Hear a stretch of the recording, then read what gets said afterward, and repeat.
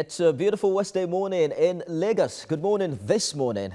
I am Nifemi Oguntoye, standing in for your regular host, Yabi Falari, fondly called Uncle Yuri on this show. It's 12 days to Christmas. I understand that shopping has started worldwide. I hope you've started yours. But our attention this morning is drawn to the Rowdy session at the floor of the Red Chamber yesterday. It's not the first time we will witness that, but this one is over the 4 members of the Economic and Financial Crimes Commission Board, nominated by President Muhammadu Buhari. The senators were divided as the lawmakers from the southeast as well as the south protested the exclusion of the 2 geopolitical zones by the president in his nominations. But the senators from the north, particularly the All Progressives Congress members, argued that the Senate should proceed with the confirmation of the nominees. The division led to a resolution to suspend the confirmation for more legislative input. Of course, the nominees' names were submitted to the Senate for confirmation, and they are Ndasule Moses from North Central, Lawan Maman from Northeast, Galadansi Imam Najib is from Northwest, and Adeleke Adebayo Rafiu is from Southwest. All right, let me introduce my guest to you this morning. Is communications expert and public affairs analyst Ademola Adegoke. Good morning.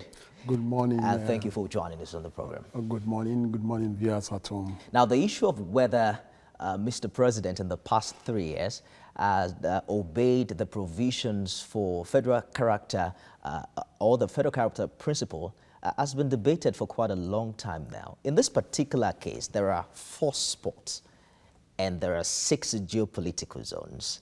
What are your thoughts as regards this? Well, let me, perhaps when we start one's discussion on this issue with the submission of an American anthropologist, Ruth Benedict by name. And she says, when a phenomenon is real in perception, it becomes real in consequences. What that means is that your reaction to an issue that you believe to be real, even when it is not real, your reaction to that issue or to that person, will not be different from what it is if it were actually real. What I mean by that is this: if you have that perception now of me that I have sticky fingers, though it's wrong. The moment I shake your hands, I begin to feel some sticky things. No. By the time I come into the studio, you discover that what you do is that this one can help himself to you can help himself to my phone and all that. You start, keeping your things because you believe that I can, make away with your things. Even though the perception is not. But your behavior will be the same. Your behavior to me, because you believe that I can, help myself indirectly that there's a perception that there's lopsidedness. Where I'm going is that there is this perception of the predominance of people from a particular section of the country in this government. And whether that perception is real or not, the behavior will always be the same. And it is now left, it now behoves the government itself to ensure that that perception is dismissed from the minds of the people. But I want to say that I particularly do not believe that government, by its actions and inactions, in the past few years, has been able to, dislodge that belief. What about government's attempt last year in November 4th, 2017 precisely? I recall that the president rebutted a publication by a newspaper that 80% of its appointment had come from the north. It was Femi Adesina who released a list of about 156 appointments that have been made thus far. According to him, Ogun State, which is from the southwest, had the highest number, 21, followed by Kano, Katsina, and Imo State with 15. So there's a long list here. Edo has 14. There is none from the FCT as at last year. Zamfara 4, Sokoto 4, Oyo 4, Enugu, Ekiti, and Akwa Ibom also having 4 nominations by this current administration. Don't you think that clears the air enough for anyone who who has that perception that you were talking about earlier of this administration? Well, it may not, because we are talking of number now. So equity does not necessarily mean, number. You understand? It's, for example, let's look at the strategic, the importance of, the different organs of government. That's right. For example, in this instance, the EFCC, some organs of government are seen to be very, very key to the operations of government. And EFCC is one institution whose operation cuts across, the whole nation and every sector of the economy. So it's saying that for such an organization, the appointment should reflect federal character. If anybody has a copy of the Nigerian Constitution, probably he quickly can open to Section 14, subsection 3. That's right. Of the Constitution that states that the composition of the government of the Federation or any of its agencies shall be carried out in such a manner as to reflect the federal character of Nigeria, and also to promote national unity and command loyalty, thereby ensuring that there is no predominance of few persons, predominance of persons from a few states or ethnic or any sectional group in that government or any of its agencies. Let me also quickly take you to the EFCC Establishment Act of 2002. Of course, it's amazing to note that these 4 people that were nominated by the president, to be certified by the Senate, are not the only members of board that the EFCC has, according to that act. As a matter of fact, there are other ex-officio members who are members as a result of their positions. There is the chairman himself. The chairman himself, of course. You have the secretary. You have the governor of the Central Bank of Nigeria, who is, I believe, from the south. You have the chairman, NDLE. You have quite a number. As a matter of fact, there are 20 people in this board. So I'm wondering, why should the 4 who, of course, apart from the chairman and the DG, but quite a number of them are part-time members of this board? Why should these 4 raise some dust as it had yesterday? These are full-time. They're also part-time members. You have talked about ex-officio members. These are full-time members. And you have the chairman coming from the Northeast. Now, let's look at it. You have the chairman, I don't know where the secretary is from, but you have the chairman coming from the Northeast. What we want, government is not just about being fair. It has to be seen to be fair. It has to be seen to be fair. We'll get back to that, especially to find out how, in your opinion, you think that those 4 spots could have been shared amongst the 6 geopolitical zones. But let's bring you some opinions as well as reactions from the floor of the Senate yesterday. The committee is satisfied that the nominees have the requisite experience, integrity, professional competence, and industry to discharge the functions of the positions they were nominated into. The Southeast and the South-South are obviously not accommodated in the commission. Maybe what we should be looking at is how to correct such laws, because it just says 4 eminent Nigerians with cognate experience in any of the following, that is finance, banking, and accounting. But I think at the same time, look, we all know that there should be equity in these kind of issues. When our committee worked hard to screen the EFCC nominees, I'm sure the committee was conscious of what the law says. When this thing happened, the committee, the chairman is from Southeast, and we are talking about shortchanging the Southeast. The chairman was there. He should have talked to you or the leadership. If they observe this, that would have been corrected. Distribution of these persons across the geopolitical zones of this country is wrong. Well, that was just before it became rowdy, and they had to rest the case on that particular matter yesterday. But let's take a critical look at the position of the Senate Committee on Anti-Corruption and Financial Crimes led by Senator Chukwuka Otaze. Now, he made the initial point was that the committee recommended the confirmation of these four based on their qualification, experience and suitability for the job. But with a caveat. Of course, he now made mention that, however, noting that the nominations did not reflect the federal character. Which now brings us to this point, that which is more important, the capacity of someone to lead in a particular field, or where he or she is from, or what part of the country they are from. I'm a fan of meritocracy. I'm a fan of that.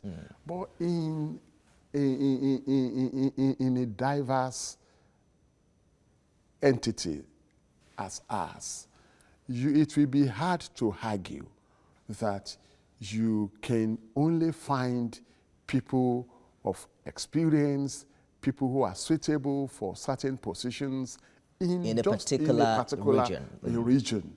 It will be so hard to argue that. Because, like I have said, don't forget where I started from, perception. And in PR, which is my own profession, we say perception is everything. You understand? Because if you perceive something, even like I said, even if it's not real, your behavior will be as if it were real. So in this case, there is that perception, and government needs to do all it should do. We should ask ourselves, you know, why is it that it's senators from a particular part of the country that are saying, no, let it go, and some others from other parts of the country are saying, no, it cannot go? Why? But in this particular the division. In this particular situation, where there are just 4 spots, 3 of them from the north, 1 from the north central, the northwest, how, especially in the case where there are 6 to 4, how, in your opinion, do you think that this nomination should have gone? Well, for if example, the Southeast and the South-South were to be included, this North also would have been shortchanged. The North, you know, this is it. Of the 6 principal officers, you already have the chairman coming from the Northeast. That's right. So and you have 3 geopolitical regions in the North, as you have.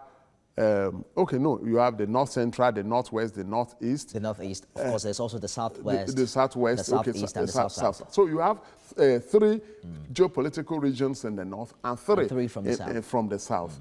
If you had made it 2 in the North and 2 in the South, maybe we wouldn't have had this situation on our hands. You think that the Southeast would have allowed the Southwest to pass for a representation from the South? Let's take this call very quickly from George, and we'll be back with this discussion. George, thank you very much for calling in.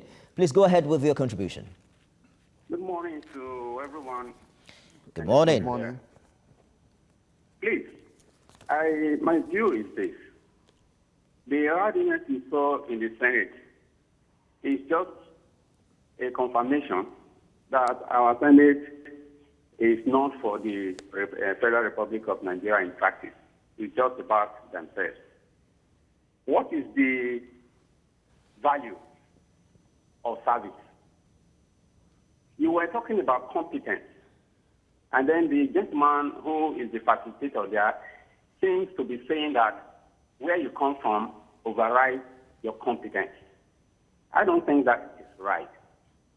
The senators who are saying that 4 people must come from 6 geopolitical zones, how do they want it to be divided?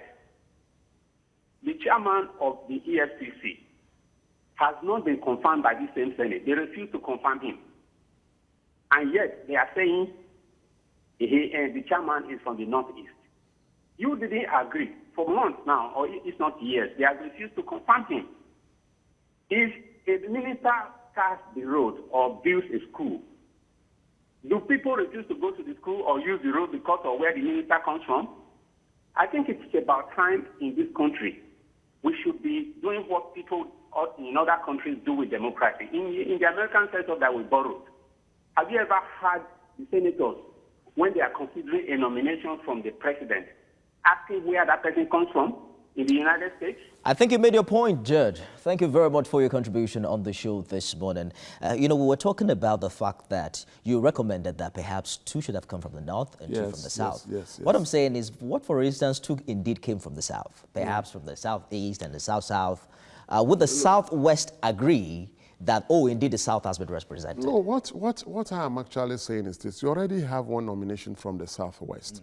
If one had come either from the southwest, from the south-south or the southeast, it can now be argued that we have 4 positions, in contention, and it can't go around all the 6. So it will have been a case of dropping one region in the north and one in the south, and that will have been seen to be balanced. When conversations like this arise, especially at the floor of the Red Chamber, which is the upper legislative chamber of the National Assembly, does it in a way, reflect how divided we still are along ethnic lines in this country? It does, because I raised the question, why is it that only senators from a particular part of the country were saying it should go, and others, from the south in particular, were saying no, it cannot pass.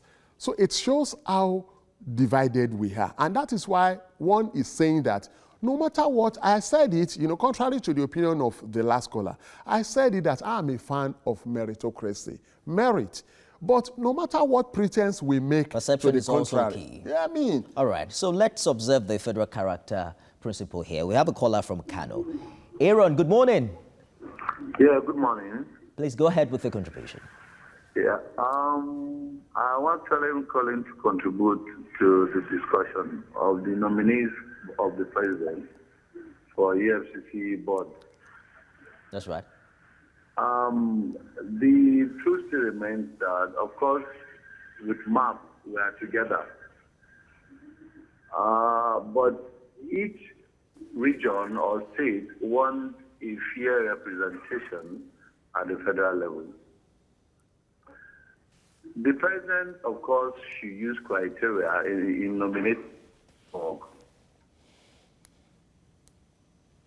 And if the criteria should cut across the regions where everybody will have a sense of belonging, but when it is being perceived to be seen from a particular section of the country, the people will be bound to revolt against such. Irrespective of how capable the appointed members are. Applies to any other person in any other region where everybody will feel they are well represented.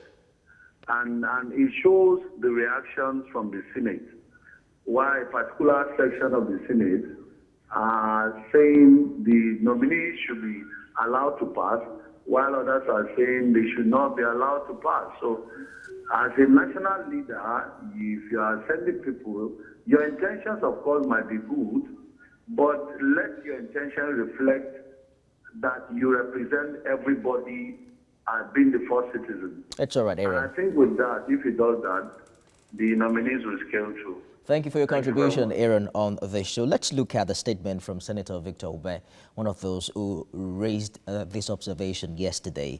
I'm quoting him now. People are investigated in all parts of Nigeria, and the Commission cannot fight corruption to the satisfaction of all Nigerians if some parts of the country are not well or are not represented in it. End quote. How relevant is that? The performance of EFCC to fight corruption and the distribution, across ethnic lines, those who occupy its board? Well, probably what the man is saying is that I quoted Section 14, subsection 3 of the Constitution. It says that it should be seen that everything should be done to prevent predominance. And then loyalty, it talks about promoting loyalty, promoting national unity. So what this senator is saying is that if that body is perceived, if it is perceived to have preponderance of just people from a particular part of the country, then, people's, belief in what it does, will be weakened. So it's just best. Yes, so we can say that probably the president in making these nominations had good intentions. He probably might not even have looked into the nitty-gritty of this whole thing. But one is saying that it would just have been best that in a situation like ours, that you reflect. This nomination should have reflected the various regions. Let's take this call very quickly from London. Good morning, Tunde.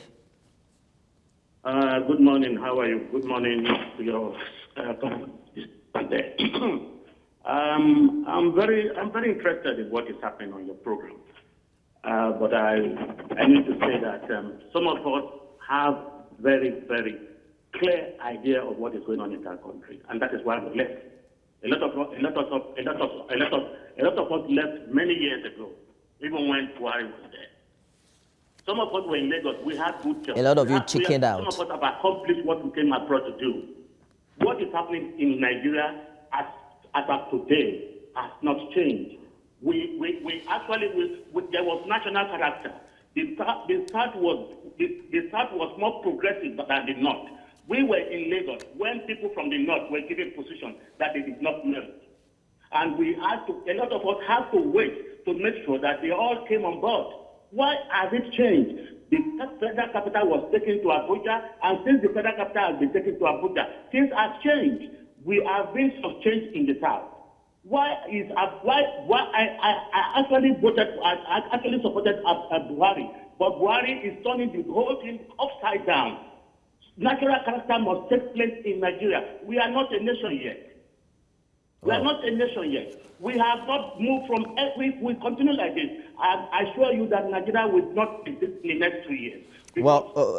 Very, Thank you very much. Very gloomy prediction that you're making there. But if you've been watching the show earlier, the federal government sometime last year also cleared the air as regards the distribution of its appointment. And in that particular figure, out of about 157, of course, Ogun State had 21, and it was confirmed from their own point of view that not all of the appointments, and not even most of them, are from the northern part of the country. But this is not the first time, Mr. Adegoke, that the National Assembly will be talking about this. Recall that sometime in July, the Senate President had ordered the Senate Committee on Federal Character to investigate all of the appointments of Mr. President, because this same issue came about when the President sent in nominees for the board of FEMA and, of course, the Federal Civil Service Commission. Don't you think it is high time that that particular Senate Committee comes public with its finding? I believe, and aside from the Senate Committee coming out with its findings, government on its own too has that duty of convincing the people that what they perceive is actually not the case. And in my profession, again, repetition is a means of emphasis. You continue to drum it into the ears of the people. Perhaps people have not really, like what the statistics you just read out. Yes, I read it, but how many of our people, really got this message? So it's government now needs to continue to, harp on statistics like this to show that it is actually fair to roll. But then too, I have said that even when you look at those statistics, people may still argue. Like you have talked about the case of EFCC, you have the principal officers, you have the ex officio. Someone will argue that yes, if you have other parts of the country being represented, in the composition of the ex officio members, and they are not, and there isn't that fair distribution, in the key officers, in the composition of the key officers, it still, will not satisfy people. Let's take this call from Dokwemu. Good morning, Yakub. Good morning, Mr. Inu. Good morning. And good morning to your guys. For me, I differ from the last caller, even though he has his own right to his own personal opinion. Likewise, me too. What really happens in this country is that we are always left competency and then looking for tribalism. The first question we should ask ourselves is this. Those people, the four people that Mr. President sent to the National Assembly, are they competent in that position they are going to hold on to? That's the first question. The second question is this. The chairman of the EFCC, yes, there's no doubt about it, he came from the north. But do you know now today, as of today, Dariye and then Jolly Yame, that they are starting their time in the prison today, both of them also coming from the north. See, we don't need to be telling ourselves that one person must come from the one particular part of Nigeria before he got the job done. And then to crown it all, the chairman of the Senate committee to screen these people, do you know where he comes from? The man came from the southeast. What really happened what happened when they are go through the screening? If they have anything contrary opinion to those nominees, I think the chairman of the committee should raise this issue at that level that we cannot be able to present this report to the whole house because of this also thing. I listened to their report yesterday. There was nothing mentioned like that, okay, the section of the country we are not representing here. And then the chairman coming from the southeast, for God's sake. What are we talking about? We are talking about EFCC and ICPC here. Now we are talking about federal character. All the Nigerian citizens, all the states in this country representing individual states by minister. Because all 35 or all 36 states are KPD. They have ministers. I'm getting it now. This is a government official. This is a government for a starter. We are talking about EFCC and ICPC. We need people that will get the job done. Not with the same tribalism or nobody to come from anywhere. He can come from anywhere. He should get the job done. That's the work of people. Paramount for all. Thank you and God bless you. Thank you very much, Yaku, for your contribution. Of course, I need to tell you that indeed the Senate Committee Chairman raised this issue. It came secondly after he had recommended the confirmation of these four based on their qualification, but he did add that the committee noted that the nominations did not reflect the federal character principle as the southeast and south-south geopolitical zones were excluded. But how far really away are we, Mr. Adegoke, from where we are right now to a country where we wouldn't be talking about ethnic affiliation during appointments, and it will all be about your capacity and how prepared or how qualified you are for the job? If you ask me, I will tell you that I look forward to that day, that where a man or woman comes from, we have nothing to do with what he can offer. Because what matters at the end of the day are the deliverables that you can get from someone. So I look forward to that day. But as it is today, we are still sharply divided, along ethnic, along religious lines, and that is why you've discovered that even at state level, they say this one is from this senatorial district, that one is from that senatorial district. One is looking forward to that day, that these things we not can't. That we just, whatever a man can do, whatever a woman can offer, we take from that woman or that man, and then we don't really harp on where he or she comes from. Communications expert and public affairs analyst Ademola Adegoke, thank you very much for sharing your thoughts on this issue. So much. All right, just a few weeks to the 2019 general election, about 72 presidential candidates are jostling for President Muhammadu Buhari's seat. Now, some of them have been described as pretenders and others contenders. We have one of them joining us after this break, and we'll find out who really.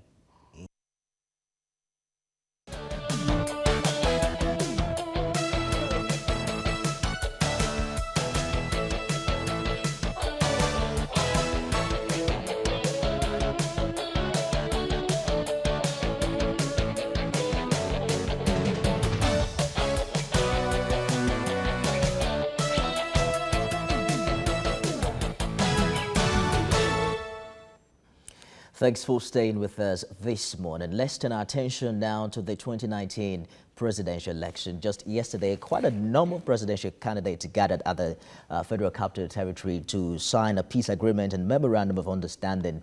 Of course, as regards that election, there were quite a number of things that were discussed, issue-based campaigns, ensuring that we do not drag ourselves into the floor or into the ground this time. I'm joined this morning by Dr. Davidson Isibo-Ahime, is National President of the Association of Licensed Private Security Practitioners of Nigeria and is the presidential candidate on the platform of the Grassroots Development Party of Nigeria, GDPN. Good morning and thank you very much for joining us. Thank you very much. I'm delighted to be with you this morning. So about 72 of you want Mr. President's job. And, well, let me begin by finding out who you really are, because it's pretty hard to keep up with the numbers these days. Okay, my name is Dr. Davidson Isibo-Ahime. I am a presidential candidate running on the platform of Grassroots Development Party of Nigeria. By way of my pedigree, you want to know where I'm coming from? Okay. I am currently the national president of the Association of Licensed Private Security Practitioners of Nigeria. And in that capacity, I superintend over 5 million private security personnel in different areas of private security practice all over the Federal Republic of Nigeria. And I've been in that position for over 4 years now. It's all right. The big questions on the mind of many is, why the presidency? Why does everyone want to become president when you can effect change at your level? I believe you're from Edo State, you can run for governorship, you can even run for House of Reps. Why not start small? Why aiming straight at the #1 job? Yeah, because if you observe, this is the first time in the history of country's politics that you've had this number of candidates gunning for the office of the president. And that tells a lot of story.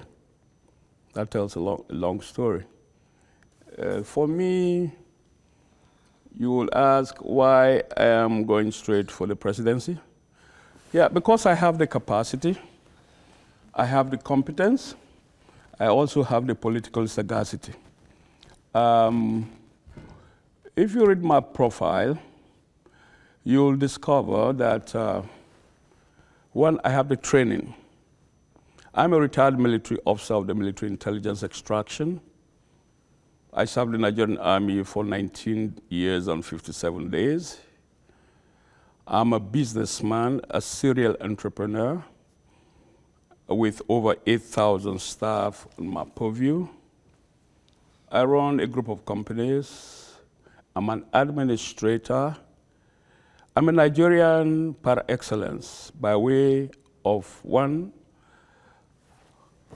I was trained by the Nigerian Army all through my life.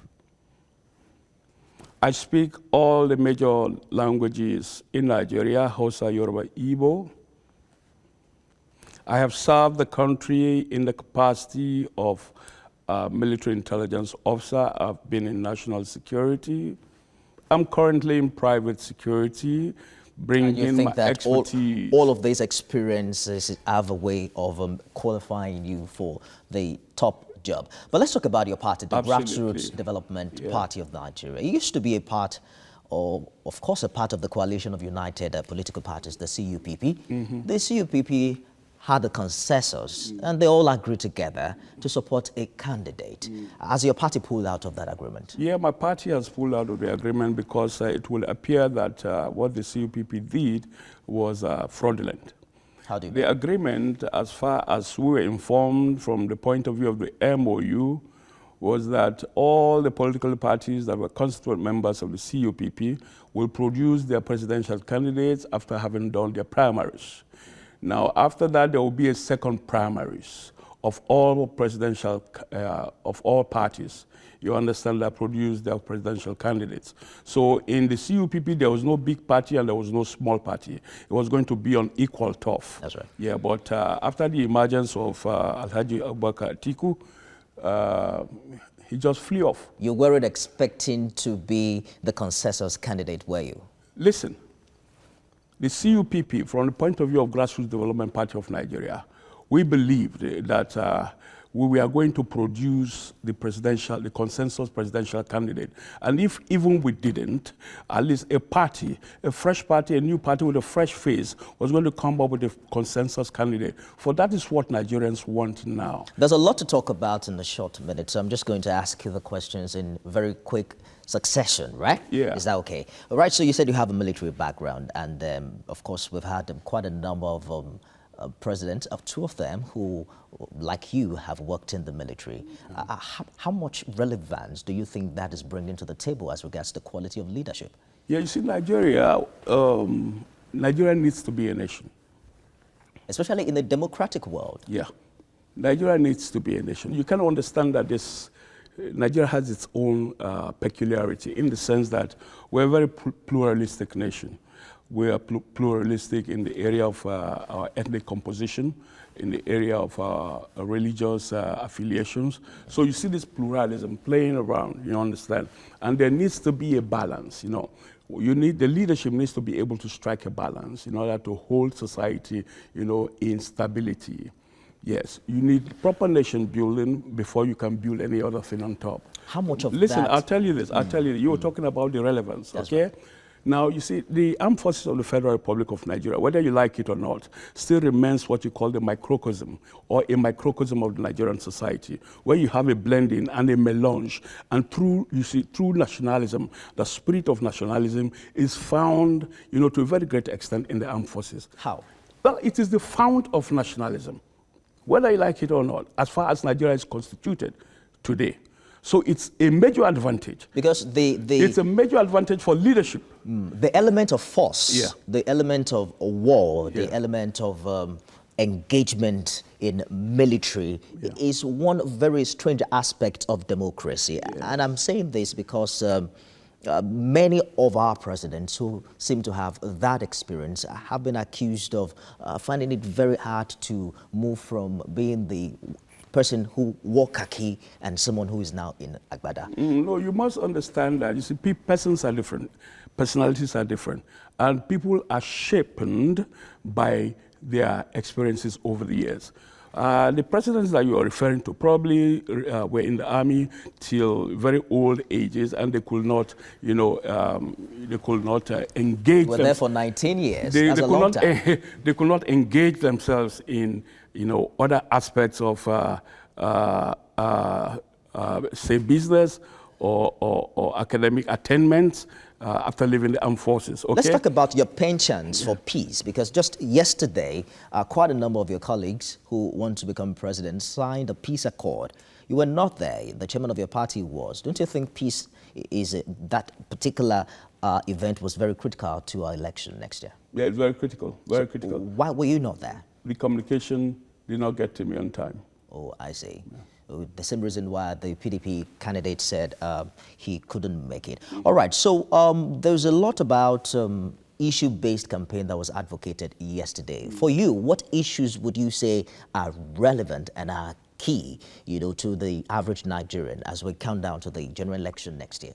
It's evident for all to see that there's a need for government to refocus on how the average Nigerian can be able to put food on the table 3 times a day.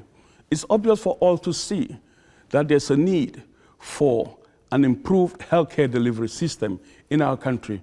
It's obvious.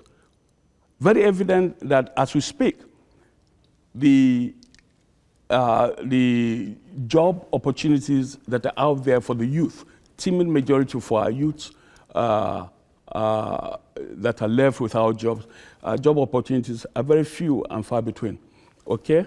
Now, it's also very obvious for all to see that we need to expand our economy. We need to expand our economy. We need to diversify our economy so that we can have what you call a buoyant, economy. So let's attempt to take it one after the other.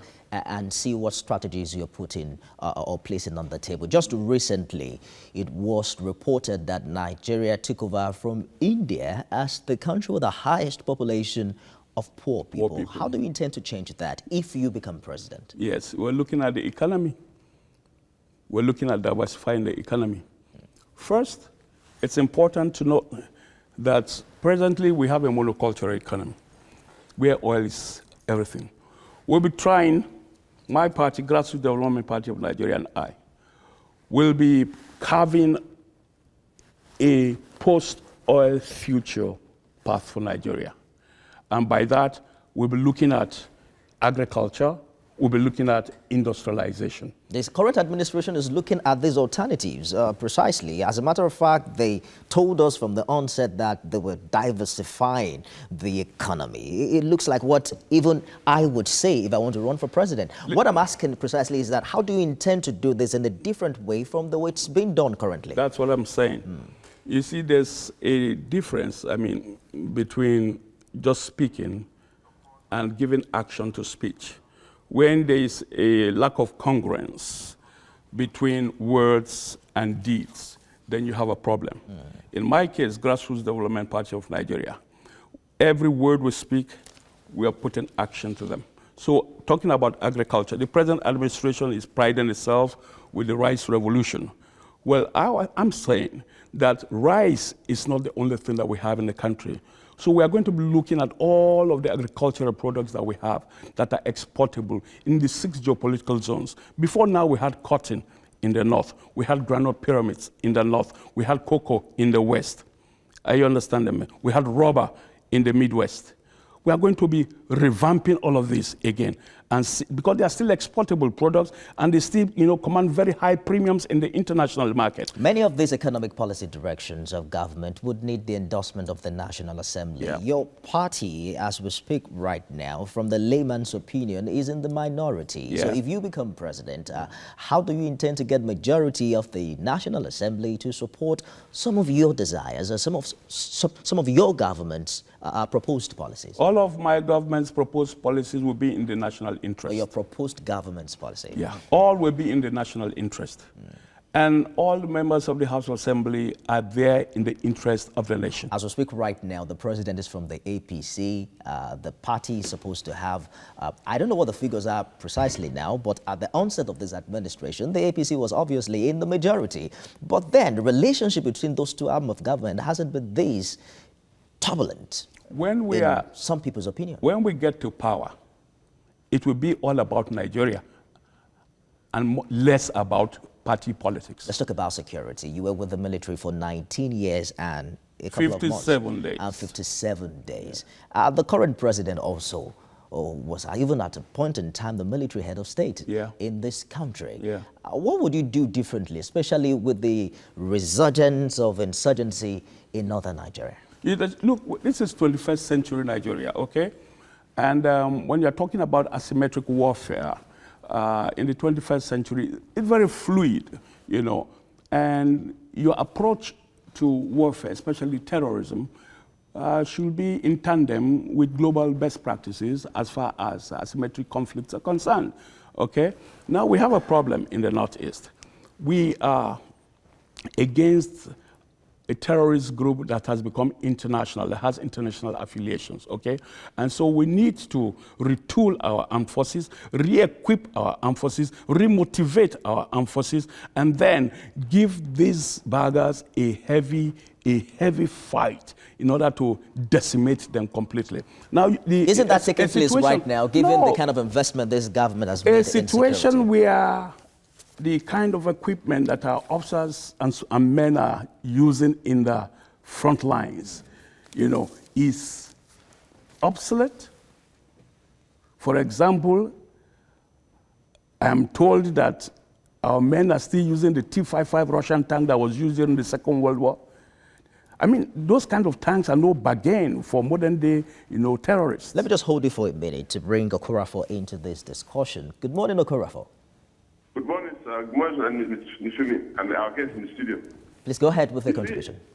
Yeah, you see, what we have today is, the Red House members, the way I see things should be that when you see anything like nominee in terms of the appointment, you don't need to reject. What do? Are you still watching? I used to watch in your TV, Okorafor. We left that discourse quite a long time ago. So I'm right here with the presidential candidate of the GDPN.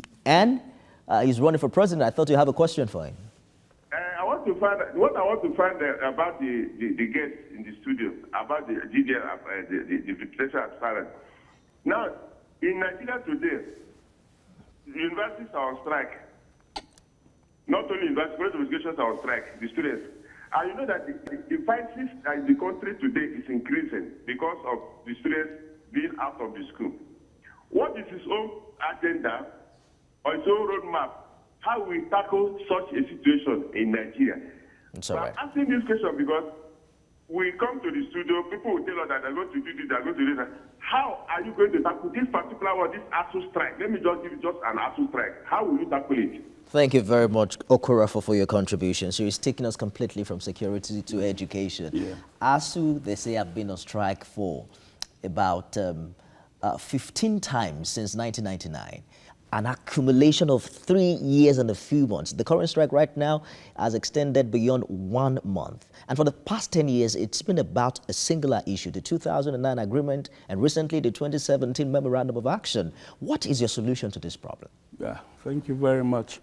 Education is very key in my policies and programs when we become government, when we form government in 2019. You see, because I think that as far as tertiary education is concerned, we need to up the ante.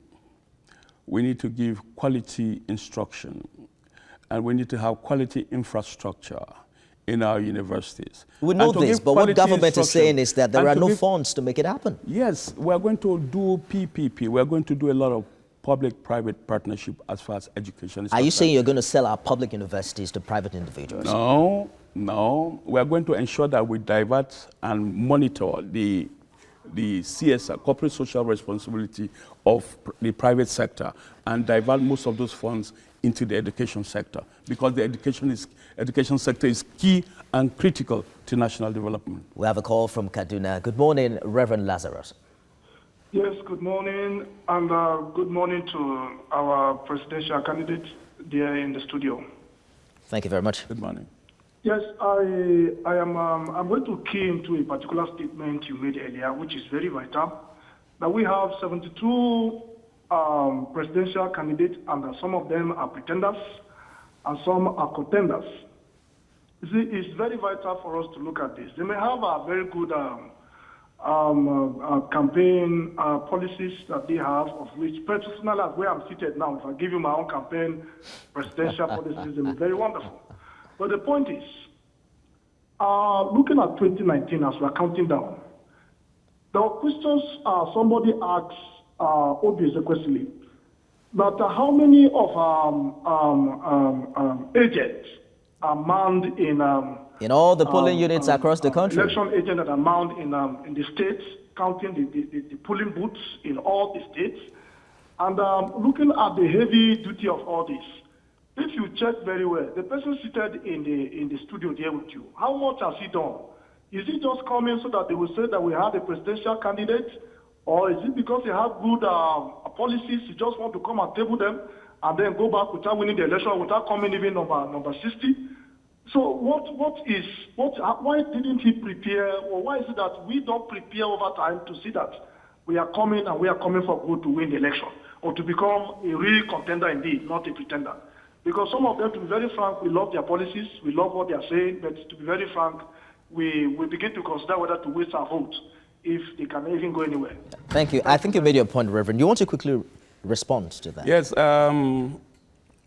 In response to Reverend, I think it's important for you to know where the candidates are coming from. You know, don't just see them on TV and on social media, but interrogate, investigate where they are coming from. Grassroots Development Party of Nigeria and my candidature has structures in the 36 states of the Federal Republic of Nigeria. And you're going to have agents in all of the polling units? In all of the polling units. In all of the polling units. So Nigerians should begin to encourage new parties, new personalities, rather than discourage them. Nigeria needs the emergence of a new political elite. that will take us away from, the old order and bring us to a new order. One of the challenges that we have with Nigerians is the inability to get Nigerians to begin to see the vision of a new future. But it appears that you guys seem to have confused Nigerians, that unite them. It was before the PDP candidate emerged that the former president suggested the thought force. There are many people who have said that. There are quite a number of you, about 73 altogether. Why not come together? There is the Obi Ezekwesili of this world, there's the Shuwure, as we gravitate, as we gravitate, quite a number of them. As we gravitate towards the 2019 elections, as we get closer, most of the parties are going to coalesce, especially new parties, into one. Don't you think that the closer we are to the election, the more difficult it is? Because currently, as the Electoral Act of 2010 is, you can't just create a coalition at any time before the election. It's supposed to be done 3 months before election, except you're saying I'm going to stand down and then tell my followers to vote for a particular person. Isn't that even more confusing? That is going to happen. That's what's going to happen. Because already now, I believe that INEC would have printed its ballot paper, and we're going to have about 73 of your names. Yes, but you can still tell your followers to vote for a particular candidate. All right, we have another caller from Surulere. Ide, good morning. Hello, Ide, are you there? Are you there? Hello. Good morning. Good morning. Good morning. Please go ahead with your contribution. Good morning to your guest too. Good morning. I want to ask him the same question I've been asking Donald Duke and others. I am saying the understanding in Nigeria today is that the power is in the northern region, and that they should be allowed to complete their 8-year tenure, because the South has been in power for more years since we returned to democracy. In 1992, the crisis of June 12 was issue of rotation of presidency. Why don't all the southern presidential candidates allow the North to present candidates and complete their 8-year tenure and wait till 2023 when power will return to South, all of them for the floodgates to be open? Why are we destroying the understanding which created stability?